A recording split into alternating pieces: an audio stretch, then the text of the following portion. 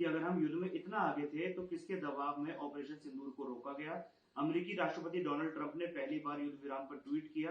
PM Modi क्यों नहीं कह रहे कि ट्रंप झूठ बोल रहे हैं?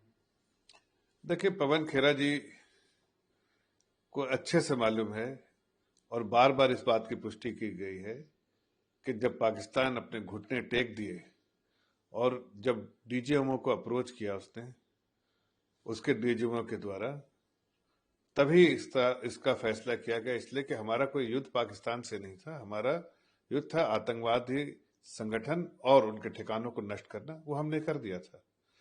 जब पाकिस्तानी आर्मी ने नादानी की तो उनके एयर बेसेस को भी हमने उड़ा दिया।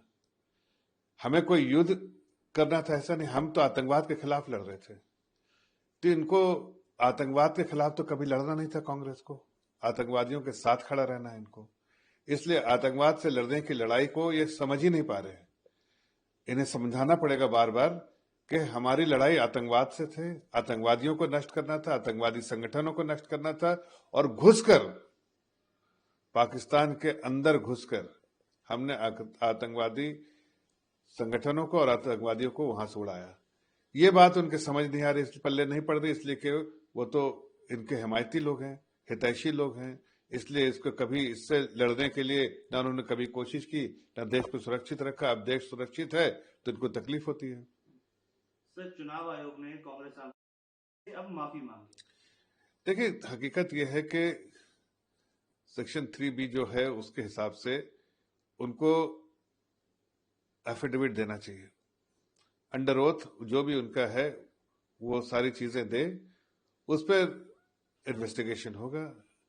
इसीलिए ईसीआई ने बोला है उनसे, अनुरोध किया है कि भाई आप इस पे आप हमें एफिडेविट दीजिए और उसके बाद हम इस पे कार्रवाई करेंगे। लेकिन नहीं अगर देना चाहते हैं तो फिर ये झूठे इल्जाम जो लगा रहे हैं, सबको मालूम है झूठे इल्जाम लगा रहे हैं। सिर्फ प्रेस कॉन्फ्रेंस करके अगर जब बोलना पड़ता है तो समझिए कि आप ये झूठे इल्जाम, जबकि ईसीआई तो बैठा है भाई दिल्ली में, आप जाके वहां उनको बताइए, या अगर आपको कुछ कमी लग रही है तो उसको ईसीआई तो उसको करेक्ट करने के लिए बराबर तैयार रहता है। लेकिन चूंकि इल्जाम ही झूठे हैं, जो डेटा है वो बोगस है, इसलिए वो एफिडेविट देने से इनकार कर रहे हैं। तो जब इनकार कर रहे हैं तो देश की जनता के सामने जो झूठी बातें कही हैं प्रेस कॉन्फ्रेंस द्वारा, उसको उस झूठ को के बदले माफी मांगे, लोगों को सच्चाई से आगाह करें कि उन्होंने झूठ बोला था और हम उससे क्षमा चाहते हैं देश की जनता से। ये तो करें कम से कम। सर, कोलकाता में जो देखिए, हम तो बार बार कहते हैं कि लॉ एंड ऑर्डर जो है बंगाल में खत्म हो चुका है।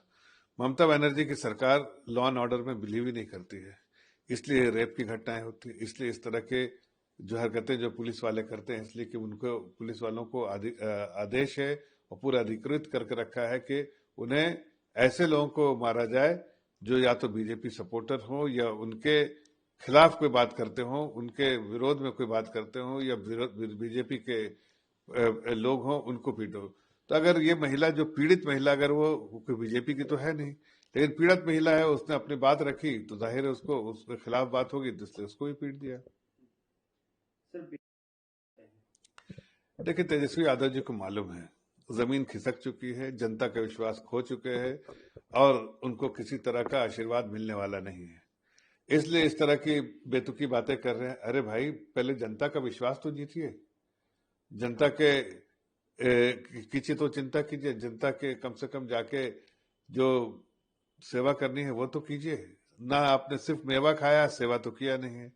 अब जनता जो है उनसे दूर हो गई है, जनता जो है उनको आशीर्वाद देना बंद कर दी है, तो अब जनता के इस तरह से गुमराह करने वाली बात कर रहे हैं। लेकिन हकीकत यह है कि आदरणीय गृह मंत्री जी ने हर बार देश में, सिर्फ बिहार नहीं, पूरे देश के हर एरिया के विकास के लिए आदरणीय प्रधानमंत्री जी की अगुवाई में जो स्कीम बनी, उसको मजबूती से वहां इम्प्लीमेंट है, उसके बराबर उन्होंने निगरानी की है।